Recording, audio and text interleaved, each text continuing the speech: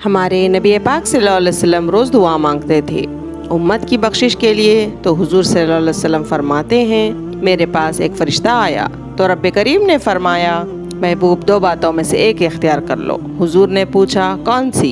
अल्लाह ने कहा, ऐ महबूब, या तो हम वादा करते हैं कि आपको ये इख्तियार देंगे कि आपकी आधी उम्मत को अभी बख्श दिया जाएगा, और या आप सिफारिश का हक़ ले लें। आप क़यामत में सिफारिश कीजिएगा, आपका रब आपकी सिफारिश को कबूल कर लेगा।